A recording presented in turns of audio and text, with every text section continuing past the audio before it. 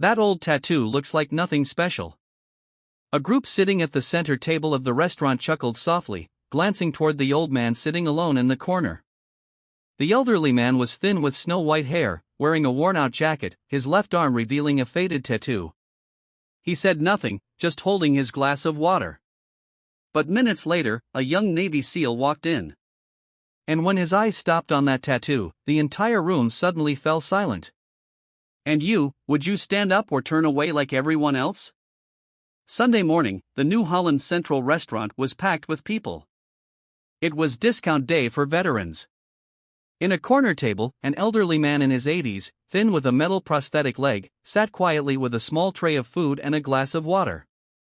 His name was Robert Ellis, once a logistics technician in the SEAL Special Forces in 1969.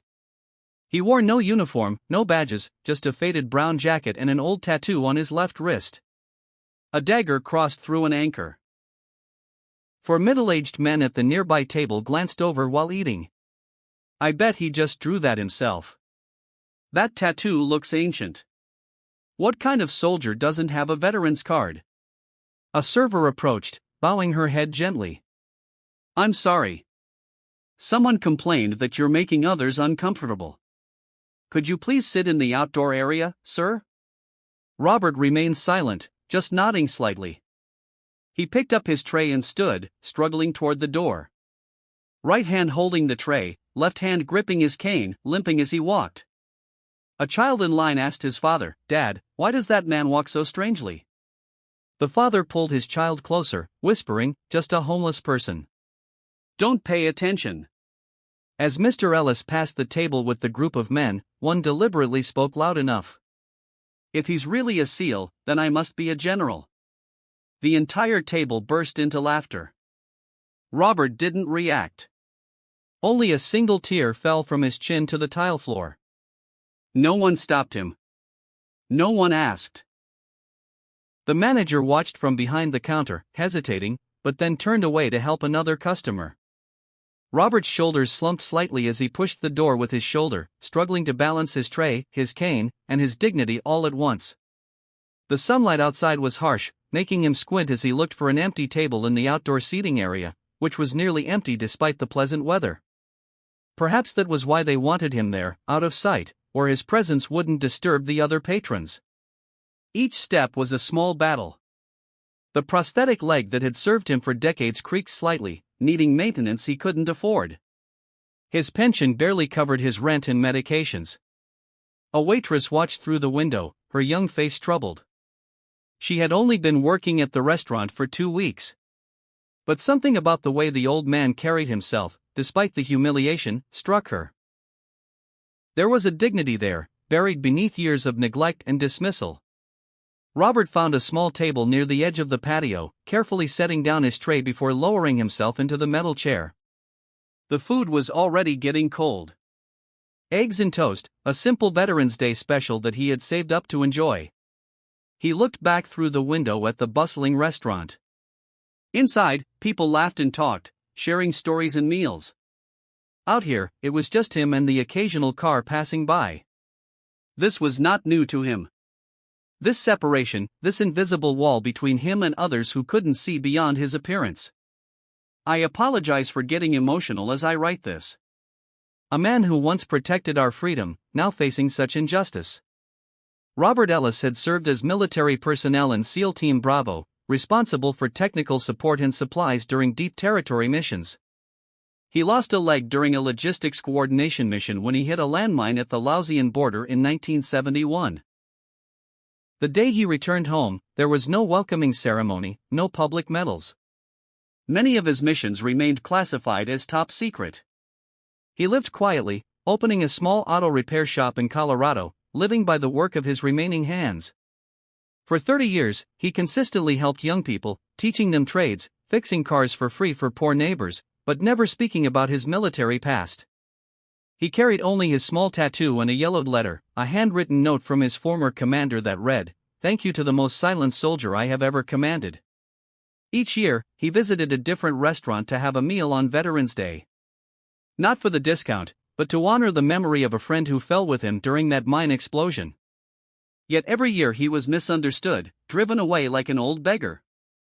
Robert never complained. He never corrected anyone.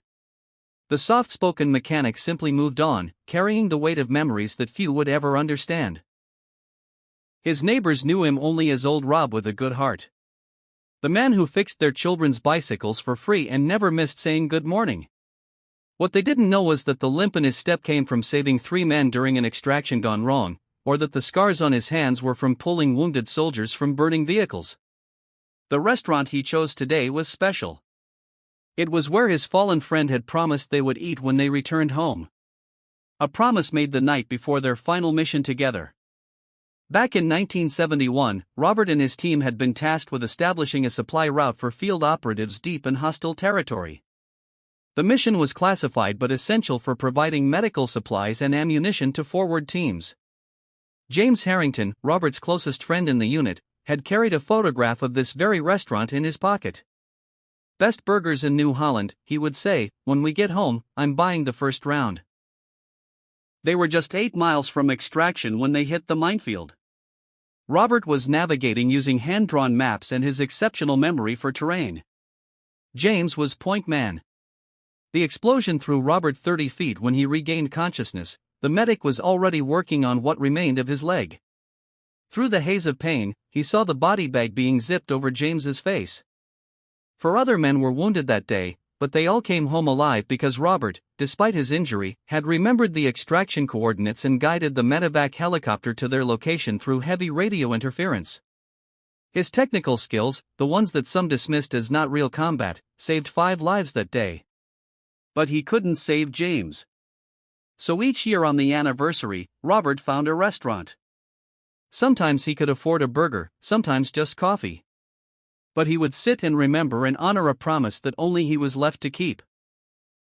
The tattoo, the dagger through an anchor, wasn't standard SEAL insignia. It was something their small unit had designed, a personal emblem that only the 8 of them wore. Now, as far as Robert knew, he might be the last one living who carried it. As Robert reached the doorstep, the back door opened. A young soldier in black civilian clothes with a high and tight haircut and decisive gait walked in. His name was Jackson Miles, 27 years old, currently a combat SEAL home on leave for a few weeks. Jackson noticed the old man limping away with the distinctive tattoo clearly visible on his left wrist. He froze, eyes widening. "Excuse me, sir. Were you with SEAL Team Bravo?"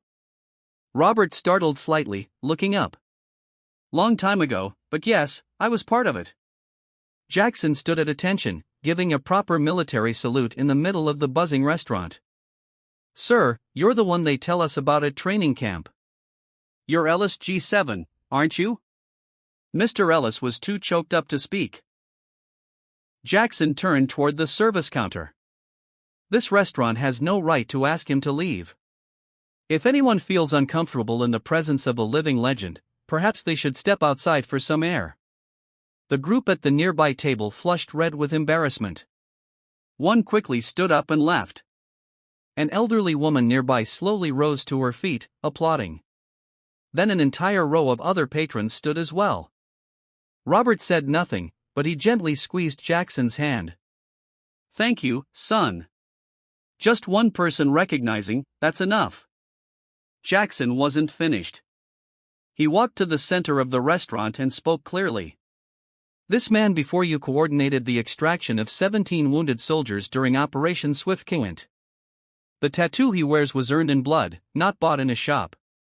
I stand here today because men like him created the standards we now follow."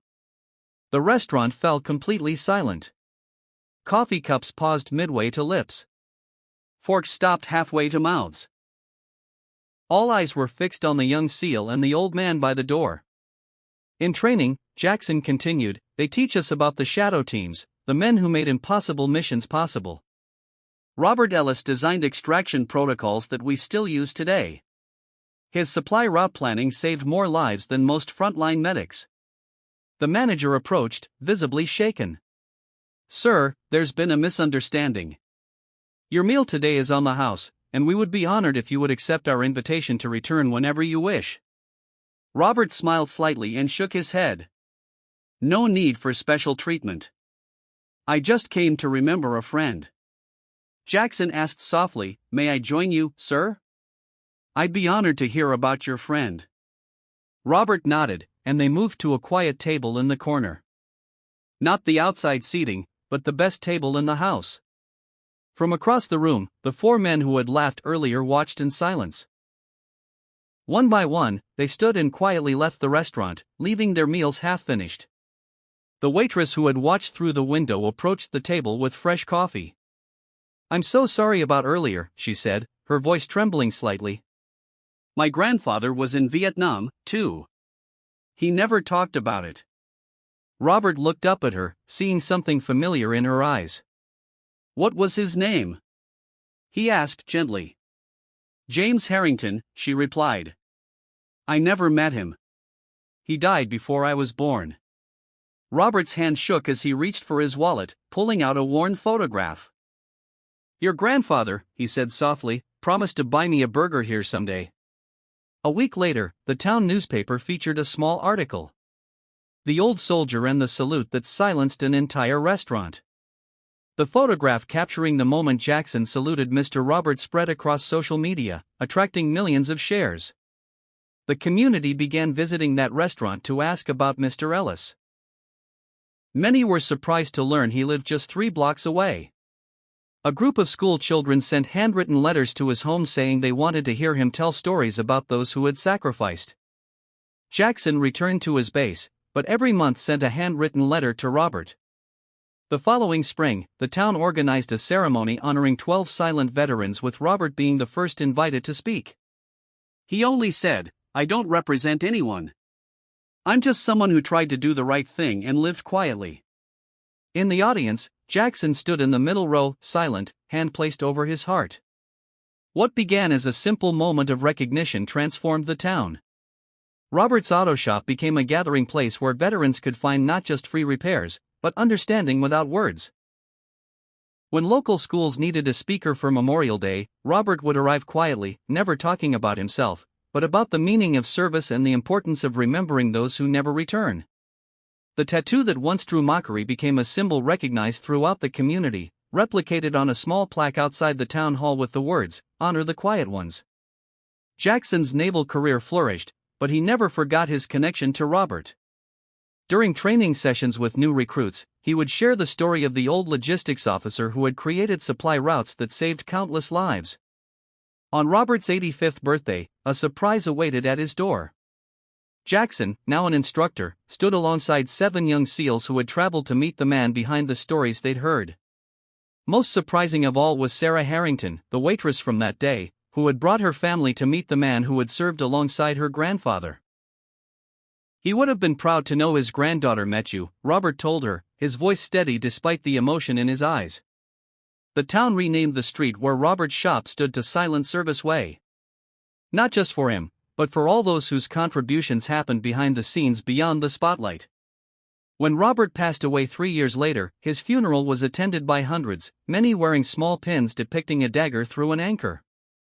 His coffin was carried by Jackson and 5 other active duty SEALs with full military honors that had been denied him for decades. The old prosthetic leg that had carried him through years of quiet service was replaced in his coffin with a new one provided by a veterans organization that had been inspired by his story to improve medical care for aging veterans. And on his tombstone beneath his name and dates were simple words that summed up a lifetime. His silence spoke volumes. His service changed lives. If this moment made your heart stop, maybe it's time we stop forgetting those who gave everything in silence. Subscribe to TT Soul Stories for more veteran stories and touching stories that still echo in our hearts.